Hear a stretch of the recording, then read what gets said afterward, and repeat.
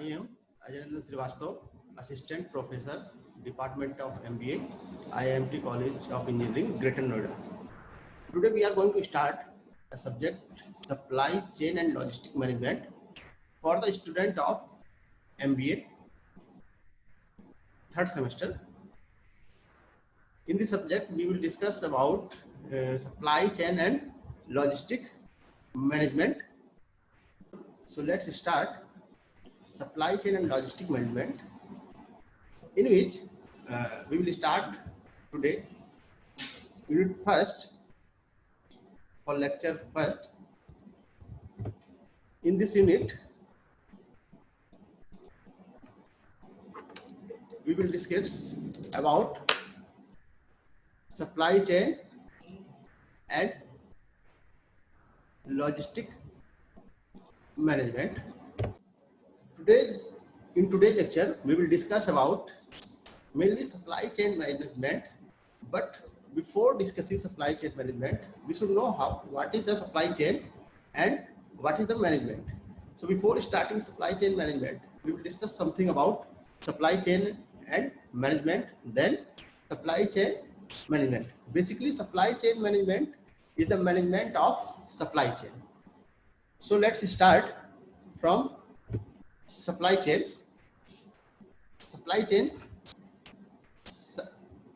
Basically supply chain होता क्या है कि सप्लाई चेन सप्लायर से किसी प्रोडक्ट को इनिशियल स्टेज से कस्टमर तक पहुंचाने के जितने भी स्टेजेस होते हैं बीच में, वो पूरा सप्लाई चेन के अंतर्गत आते हैं. सप्लाई चेन को इस टाइप से डिफाइन करेंगे. A supply chain is a network between a company and its supplier. Suppliers means जहां से हम इनिशियल रॉ मटेरियल्स ले रहे हैं to produce and distribute a specific product to the final buyer. Final buyer means customer. एक product को initial stage से लेके कस्टमर तक पहुंचाने के बीच में जितने भी स्टेप्स आते हैं उन सबसे मिलकर चेन बनता है सप्लाई चेन. जैसे कोई प्रोडक्ट हम बना रहे हैं, कोई प्रोडक्ट जैसे मान लीजिए एक बिस्किट है, बिस्किट के रॉ मटेरियल्स को परचेज करने से लेकर कस्टमर तक पहुंचाने तक जो भी प्रोसेस होगा वो सप्लाई चेन कहलाएगा. This network includes different activities, people, entities, information and resources. This network में सप्लाई चेन के अंदर बहुत सारी एक्टिविटीज होती हैं, पीपल्स होते हैं, एंटिटीज, बहुत सारी एंटिटीज होती हैं, इंफॉर्मेशन एंड रिसोर्सेज होते हैं. जैसे एक प्रोडक्ट को बनाना है तो उसके लिए उसे कई तरीके से उसको प्रोसेस में लगाना होगा. जैसे एक बिस्किट ही बनाना है, बिस्किट बनाने के लिए पहले उसको रॉ मटेरियल्स को मिक्स करना, फिर उसके डिफरेंट साइज में कट करना, फिर उसके वेट, पैकेजिंग, एंड इसके लिए बहुत सारे पीपल्स लगते हैं, एंटिटीज लगते हैं, इनके बारे में इंफॉर्मेशन इकट्ठा करना होता है और बहुत सारे रिसोर्सेज से ये क्लियर होगा. And now the supply chain also represent the steps it takes to get the product और service from its original state to the customer. वही चीज बताया पहले कि इनिशियल स्टेज से यानी रॉ मटेरियल से लेके कस्टमर तक के पहुंचने तक का जो भी पूरा प्रोसेस है वो क्या कहलाता है, सप्लाई चेन. हम उसको एक एग्जांपल समझेंगे. एग्जांपल से समझने के लिए क्या करना है, हम एक एग्जांपल लेते हैं.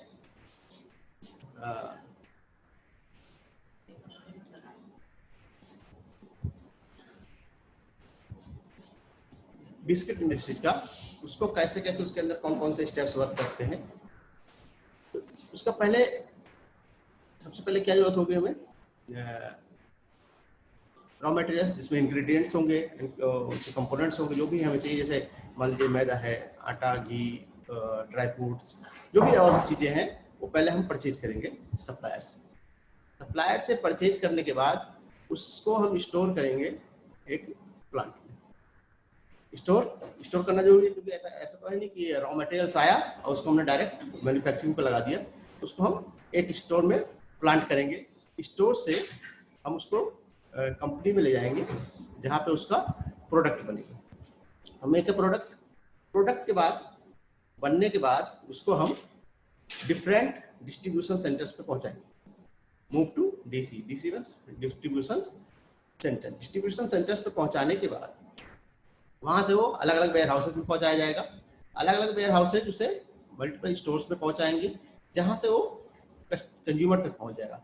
अब कंज्यूमर तक यहाँ से डायरेक्ट पहुंच सकता है या यहाँ से होलसेलर्स पे जाए, होलसेलर से रिटेलर्स पे जाए, उसके बाद कंज्यूमर्स पे पहुंच जाए। तो आप देखेंगे पहले कहाँ से हम लिए रॉ मटेरियल्स को स्टोर किया गया प्लांट में, प्लांट के बाद उसका एक प्रोडक्ट बना, प्रोडक्ट बनने के बाद उसे कहाँ पे डिस्ट्रीब्यूशन सेंटर्स पे लगाया गया, डिस्ट्रीब्यूशन सेंटर से वेयर हाउसेज से स्टोर से कंज्यूमर।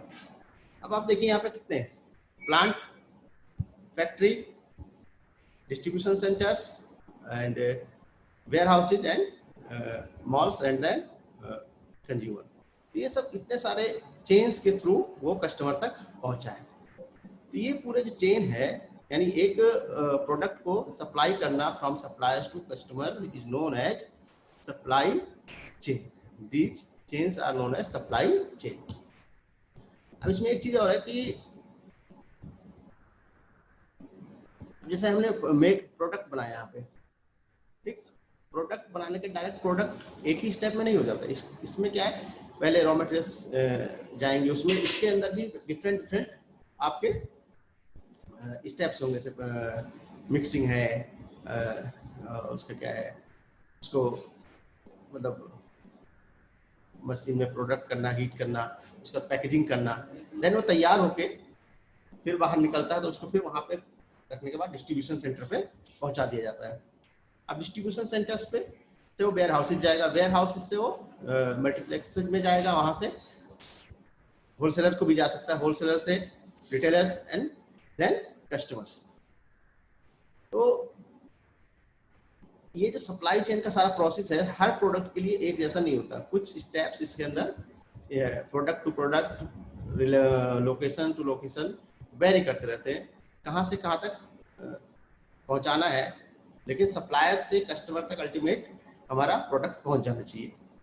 तो वो पूरा क्या कहता है सप्लाई चेन। जैसे एग्जांपल देता हूँ कि जैसे इसके अंदर हमने कितने 5-6 स्टेप्स हैं। एक और देता हूँ आपको,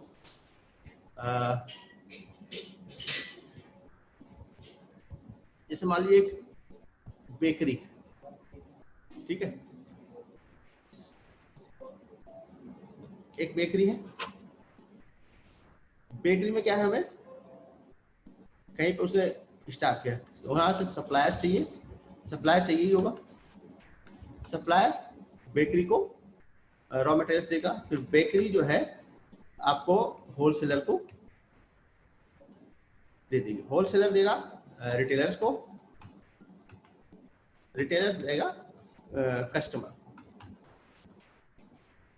तो इसके अंदर हमारे कितने स्टेप्स हैं, supplier, bakery, wholesaler, retailer and customer. तो 1 2 3 4 5 सप्लाई चेन, 5 स्टेप्स हैं, मतलब 5 मान के लिए 5 पर्सन्स इसके अंदर इन्वॉल्व है to supply a product from bakery to customer. कहीं कहीं ऐसा भी होता है, कुछ supplier, bakery, retailer and then customer. कुछ बेकरीज लोकलाइट पे रिटेलर्स को भी देती है डायरेक्ट, वहां से कस्टमर को हो जाता है, तो उसके अंदर सिर्फ हमें 4 स्टेप चाहिए। कुछ बेकरीज डायरेक्ट कस्टमर को भी प्रोवाइड करे, तो उसमें रिटेलर्स भी हट जाएगा, तो आपका supplier, bakery and then customer. तो ये इस एग्जांपल से हमने देखा कि जो सप्लाई चेन का प्रोसेस और डिफरेंट प्रोडक्ट्स के लिए डिफरेंट लोकेशंस के लिए थोड़ा चेंज हो सकता है, वेरी हो सकता है। बेसिकली इसका वही है, मेन पर्पज ये है कि प्रोडक्ट को रॉ मटेरियल से लेके सप्लायर से, इनिशियल सप्लायर से लेके एंड यूजर तक यानी कस्टमर तक पहुंचाने का जितने भी प्रोसेस है पूरा सप्लाई चेन कहलाता है। I think that is clear. Now we will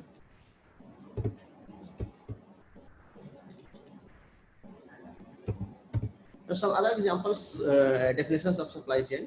कुछ definitions जैसे हमारे एग्जाम में लिखने के लिए भी अच्छे होते हैं, और एग्जाम डेफिनेशन से कंसेप्ट थोड़ा जल्दी क्लियर हो जाता है डिफरेंट डेफिनेशन से। जैसे एक डेफिनेशन चोपड़ा एंड मिंडल ने दिया है। They said that a supply chain consists of all parties involved directly or indirectly in fulfilling a customer request within each organization, such as a manufacturer. The supply chain includes all functions involved in receiving and filling a customer request. A supply chain consists, एक supply chain वो सब party directly और indirectly involve होती हैं to fulfil the customer request. जो customer request का जो भी डिमांड कर रहा है, वो जो भी उसकी डिमांड है उसको फुलफिल करने के लिए, जैसे प्रोडक्ट में कोई दिक्कत है उसे रिटर्न करने में या उसका फीडबैक लेने में, उसमें पार्टी डायरेक्ट या इनडायरेक्ट इन्वॉल्व होती है। हर ऑर्गेनाइजेशन में सच एज मैन्युफैक्चरर होता है। Supply chain includes function receiving and filling a customer request. These functions include but are not limited to new product development, marketing, operations, distributions, finance and customer service. ये functions include होते हैं, लेकिन ये limited नहीं होते new product के लिए। Development marketing limited means fix नहीं होते, ये फ्लक्चुएट होते रहते हैं according to the demand of the customer and according to the product. Next definition manager, it all ने दिया है, describes a supply chain as a set of 3 or more entities, organization or individuals directly involved in the upstream and downstream flows of products, services, finance and or information from a source to a customer.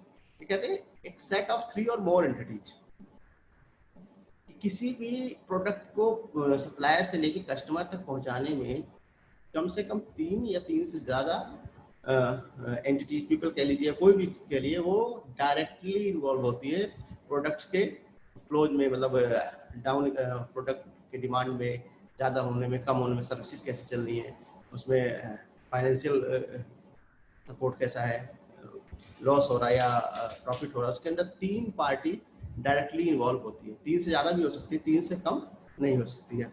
जैसे एक example दिया था bakery वाला, bakery में क्या बताया था, that bakery में बताया था आपको कि सप्लायर होगा, एटलीस्ट बेकरी होगा और कस्टमर, ये 3 तो होंगे।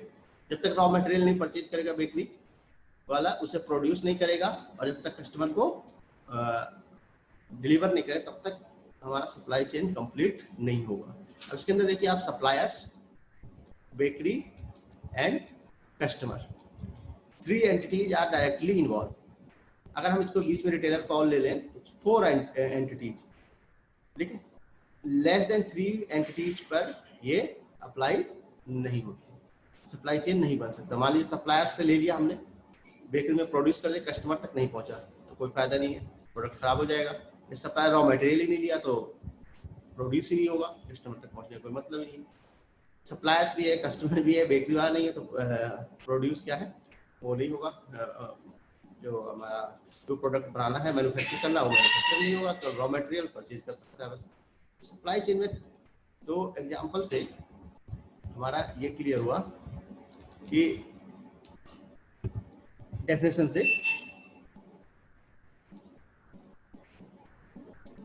कि हमें एक सप्लाई चेन में एटलीस्ट 3 एंटिटी डायरेक्टली इन्वॉल्व चाहिए। कुछ की पॉइंट्स है इसके, की पॉइंट्स मतलब जो एक supply chain is a network between a company and its suppliers to produce and distribute a specific product और सर्विस। सप्लाई चेन एक सप्लायर और कंपनी के बीच में नेटवर्क होता है जो स्पेसिफिक प्रोडक्ट को या सर्विस को डिस्ट्रीब्यूट करता है। The entities in the supply chain includes producer, vendors. जो एंटिटीज होते हैं वो प्रोड्यूसर्स होते हैं, उसके अंदर vendor, warehouses, transportation companies होती है, डिस्ट्रीब्यूशन सेंटर्स होते हैं, रिटेलर्स होते हैं, बहुत सारी चीज सप्लाई चेन के अंदर इंक्लूड होती है। The functions in A supply chain include product development, marketing, operations, distribution, finance and customer service. Supply chain में प्रोडक्ट डेवलपमेंट कैसे होगा, मार्केटिंग उसकी कैसे होगी, ये सब स्टेप्स इन्वॉल्व होते हैं। अच्छा, एक चीज बता दूं आपको कि जो मूवमेंट ऑफ गुड्स होता है, जैसे रॉ मटेरियल परचेज करने से लेके कस्टमर तक पहुंचने के अंदर मूवमेंट, चाहे वो रॉ मटेरियल को कंपनी में पहुंचाना हो, कंपनी के अंदर बहुत से प्रोडक्ट को यहाँ से वहाँ शिफ्ट करना हो, या वहाँ से डिस्ट्रीब्यूशन सेंटर, वेयर हाउसेज कहीं पहुंचाना हो, वो जो मूवमेंट ऑफ गुड्स है वो आता है लॉजिस्टिक के अंदर, क्या आता है लॉजिस्टिक, मूवमेंट ऑफ गुड्स। आगे चल के हम ये भी पढ़ेंगे लॉजिस्टिक मैनेजमेंट। अब इसके बाद आता है मैनेजमेंट। मैनेजमेंट क्या है? As we know management of किसी भी चीज को प्रॉपर वे में मैनेज करना, उस पर वर्क करना, ताकि हमारा जो है एक सिस्टम जो है वो स्मूथली रन कर सके और उसका प्रॉफिट मैक्सिमम हो सके, मिनिमम लॉस हो सके, प्रॉफिट मैक्सिमम से हो। मैनेजमेंट के अंदर मैनेजमेंट क्या है? Management is the coordination and administration of task to achieve a goal. Management coordination and administration है किसी टास्क को कंप्लीट करने के लिए, ताकि हम एक गोल अचीव कर सके। The organization strategy and coordinating the efforts of staff to accomplish these objectives through the application of available resource। Management है उसका काम ये है कि जो अवेलेबल रिसोर्सेज हैं, जो भी वहाँ पे है रिसोर्सेज, रॉ मटेरियल से जो भी है, उनसे लेके कस्टमर के सेटिस्फेक्शन तक सारी चीज़ों को प्रॉपर तरीके से मैनेज करना, ताकि हमारी कंपनी हमेशा profit. Management can also refer to the seniority structure of staff members within an organization. Management generally क्या होता है, जो सीनियर मेंबर्स होते हैं किसी ऑर्गेनाइजेशन से, उनसे बनी हुई एक team. To be an effective manager, you will need to develop a set of skills। आपको एक set of skills होना चाहिए, including planning, communication, organization and leadership। आपको एक जो प्लान है उसे इंक्लूड करना आना चाहिए, कम्युनिकेशन आपकी बेटर होनी चाहिए, ऑर्गेनाइजेशन और लीडरशिप की क्वालिटी आपके अंदर होनी चाहिए, ताकि हम एक सिस्टम को, जो भी सिस्टम है हमारा, चाहे कोई कंपनी है, चाहे इंस्टीट्यूट है, जो भी है, उसे आसानी से और स्मूथली रन कर सकें। You will also need extensive knowledge of the company's goals। आपको कंपनी के गोल के बारे में, जो कंपनी क्या चाहती है, कंपनी क्या मतलब अचीव करना चाहती है, उसको अच्छे तरीके से पता होना चाहिए। और how to direct employees, sales and other operations to, और एम्प्लॉयज से और जो भी सेल्स पर्सन से जो भी है, सबसे उन्हें कंप्लीट करने के लिए उनसे डायरेक्टली इन्वॉल्वमेंट होना चाहिए। Now we come to supply chain management। supply chain management, इससे पहले बताया सप्लाई चेन, हमने बता दिया, मैनेजमेंट बता दिया। सप्लाई चेन को मैनेज करना, how to manage supply chain, ये सप्लाई चेन मैनेजमेंट के अंदर आता है। इसके अंदर थोड़ा सा देखेंगे। Supply chain management is the active management of supply chain activities to maximise customer value and achieve a sustainable competitive advantage. Supply chain management एक active management of supply chain, supply chain का एक active management है, तो customer की values का, company की profit का वो मैक्सिमाइज करने के लिए इसकी जरूरत पड़ती है। It represents a conscious effort of by supply chain firms to develop and run supply chains in the most effective and efficient way possible. जो भी सप्लाई चेन फर्म्स हैं, उनको इस तरीके से मैनेज करना ताकि उनसे रिजल्ट मोस्ट इफेक्टिव और एफिशिएंट आ सके। सप्लाई नेक्स्ट है supply chain activities cover everything from production development, sourcing, production and logistic as well as the information system needed to coordinate the. Supply chain के अंदर product development मतलब product जो है उसमें अंदर, उसके अंदर कितना और कैसे हम डेवलप कर सकते हैं, सोर्सिंग और सोर्स कहाँ से मिल सकता है, प्रोडक्शन कैसे होगा, लॉजिस्टिक जो मूवमेंट ऑफ गुड्स अभी बताया मैंने वो है, as well the information system needed to coordinate these activity. और इस सिस्टम को चलाने के लिए सबसे मुझे इंपॉर्टेंट पार्ट यही लगता है इंफॉर्मेशन सिस्टम। इंफॉर्मेशन सिस्टम आपका ऐसा होना चाहिए ताकि उससे आपको कस्टमर की फीडबैक अच्छा मिल सके, कि मतलब सही फीडबैक मिल सके कि आपके प्रोडक्ट में कोई कमी है तो उसको सुधारा जा सके, अच्छा है तो उससे और अपनी कंपनी का प्रचार प्रसार में फायदा हो सके, ताकि उससे हमारा प्रोडक्ट की सेल और बढ़े। और ये स्टार्ट हो जाता है हमारा कहाँ से, ये बिल्कुल स्टार्ट हो जाता है हमारा जहाँ से हम रॉ मटेरियल्स लेते हैं। हमें सबसे पहले वहीं से इंफॉर्मेशन पता होनी चाहिए कहाँ कौन सप्लायर रॉ मटेरियल्स सबसे चीपेस्ट प्राइस में दे सकता है और सबसे अच्छी क्वालिटी का जो है रॉ मटेरियल कहाँ से हमें मिल पाएगा, वहीं से हमारा स्टार्ट हो जाता है। जैसे मैंने बताया सप्लाई चेन का जो इंफॉर्मेशन रिसोर्सेज है, सप्लायर से ही हमें पता होना चाहिए कौन सप्लायर कितना अच्छे क्वालिटी का मटेरियल प्रोवाइड कर रहा है, कितने चीपेस्ट प्राइस पे प्रोवाइड कर रहा है। ताकि हमारा सिस्टम स्मूथली रन हो सके। तो ये सबसे इम्पोर्टेंट पार्ट है इसका, वहीं से आगे चीज़ें डेवलप होनी शुरू होती हैं। Now supply chain management connects company supply side with its demand. जो सप्लाई चेन मैनेजमेंट है उसका ये भी बहुत इंपॉर्टेंट वर्क है कि कंपनी की सप्लाई और डिमांड में बैलेंस बनाए, कि उसको देखना है कि सप्लाई क्या है, डिमांड कैसी है। मान लीजिए सप्लाई हमारी बहुत ज़्यादा है, डिमांड कम है, तो उससे हमारा मटेरियल खराब होगा ज़्यादा से ज़्यादा, इन्वेंट्री कॉस्ट बढ़ेगी, उससे हमारा कंपनी लॉस में जाएगी। दूसरा ये है डिमांड हमारा बहुत ज़्यादा है, सप्लाई नहीं उस हिसाब से हो पा रही है, तो अगर कस्टमर्स की डिमांड फुलफिल नहीं होगी तो आगे चल के वो भी कंपनी को लॉस ही करेगा। तो सप्लाई और डिमांड में मैनेजमेंट होना बड़ा जरूरी है। Second, it influences supplier relationship for companies outside of the buyer's domestic market. Supply chain management का मेन काम सप्लायर, जो सप्लायर से रिलेशनशिप है वो जो कस्टमर है तो पहुंचाने तक वो बहुत स्ट्रांग होना चाहिए। Now, the concept of supply chain management is based on two core ideas. जो सप्लाई चेन मैनेजमेंट का कॉन्सेप्ट है वो बेसिकली दो आइडियाज पे बेस्ड है। First, practically every product that reaches an end user represents the cumulative efforts of multiple organizations. These organizations are referred to collectively as the supply chain. जो product का and users तक पहुंचना है, ठीक है, users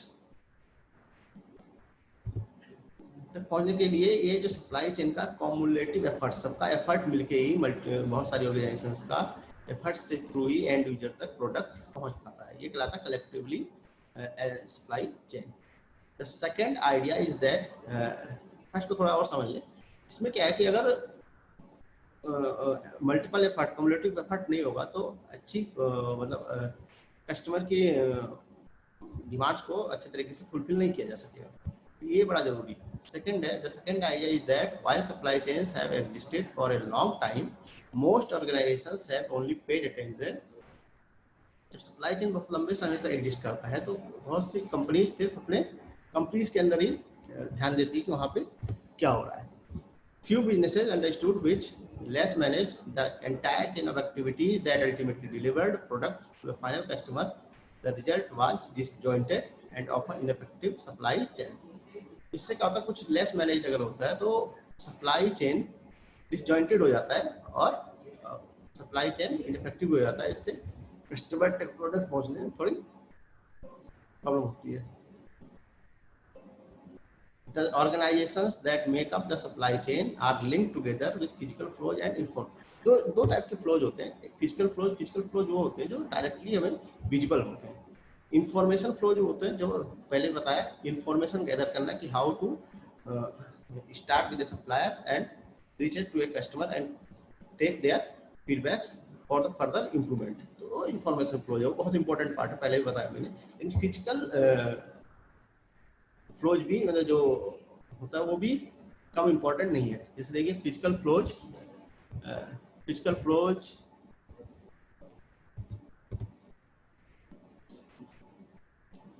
flows involve the transportation, movement and storage of goods. मतलब transportation का movement क्या है and storage of goods of materials कैसा है, वो सब फिजिकल और ये विजिबल होते हैं।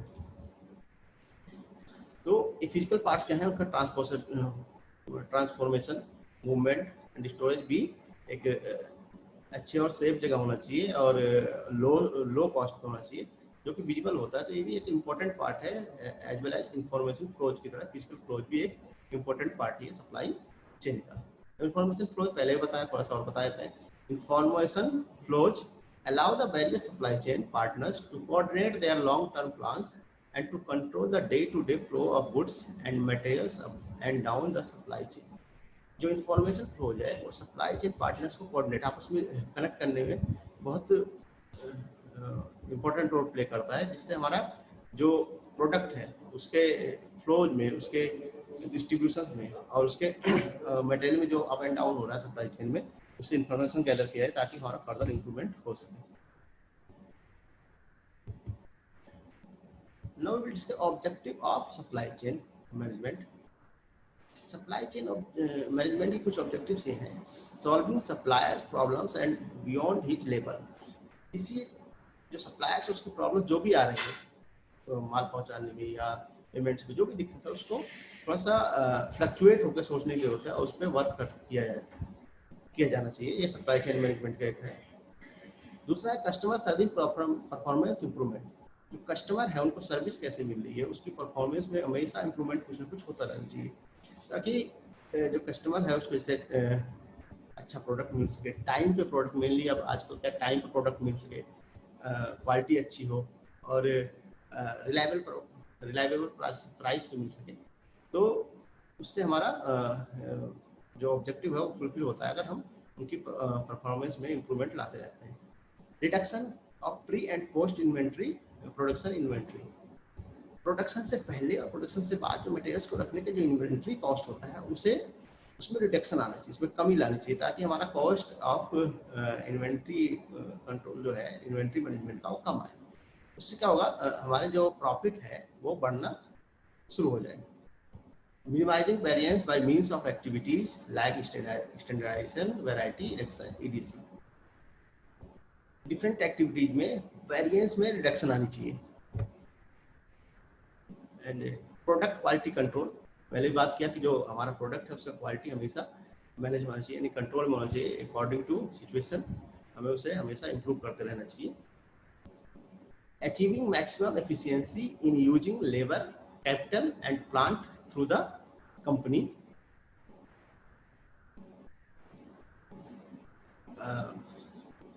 जो भी हमारे पास लेबर है, जो कैपिटल्स है और जो प्लांट हमारे पास लगा हो, उसके थ्रू कंपनी को मैक्सिमम एफिशिएंसी से उनका मैक्सिमम एफिशिएंसी से यूज कर सकना, ताकि कंपनी को मैक्सिमम प्रॉफिट हो सके। Flexible planning and control procedure, पहले बताया कि हमारे जो प्लानिंग है थोड़ी फ्लेक्सिबल होनी चाहिए, मतलब एक सिचुएशन थोड़ा बहुत हमें चेंज होना चाहिए, ताकि हम प्रोडक्ट में इम्प्रूवमेंट कर सकें, सप्लायर्स के जो भी प्रॉब्लम्स है सॉल्व कर सकें। That should not be rigid, मतलब कुछ रिजिड नहीं होना चाहिए कि हमारा एक फिक्स सिस्टम है, हम उसी पर वर्क करेंगे, उससे आगे चल के प्रॉब्लम्स होती हैं। तो थोड़ा सा फ्लेक्सिबल अपनी प्लानिंग में कि according to situation, according to demand, according to supply, हमें थोड़ा सा अकॉर्डिंग टू कस्टमर्स चेंज कर, थोड़ा सा फ्लेक्सिबल होना चाहिए, ताकि हमारे जो है कस्टमर्स की डिजायर फुलफिल हो सके। एक और minimum total cost of operation and procurement. जो हमारा टोटल कॉस्ट है पूरे ऑपरेशंस का, वो जितना मिनिमम हो सके उतना मिनिमम होना चाहिए। जब कॉस्ट मिनिमम होगा तो हम उसे कस्टमर को मिनिमम कॉस्ट में पहुंचा सकेंगे और प्रॉफिट हम अपना मैक्सिमाइज कर सकेंगे। इससे हमारे जो है कंपनीज की प्रॉफिट आगे बढ़ती रहेगी।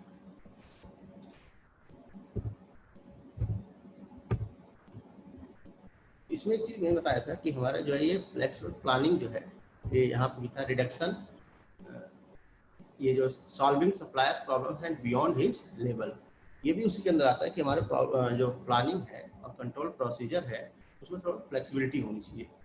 ठीक है, इसके बाद आप आ जाइए। तो टोटल हमारा सप्लाई चेन मैनेजमेंट का जो ऑब्जेक्टिव हुआ, या सप्लाई चेन मैनेजमेंट वो ऑब्जेक्टिव ये है कि minimum cost and maximum profit, how to minimize the cost and how to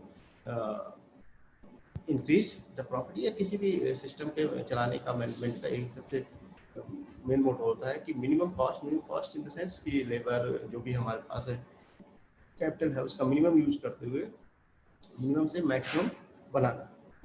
these are the objectives of the supply chain management. Now we will discuss stages of SCM. Today I will tell you only brief of stage of SCM, supply chain management, and in next lecture we will discuss in details about stages. Mainly 5 stages are there in the SCM. First, plan. Second, develop. Third, make. Fourth, deliver. And fifth, return.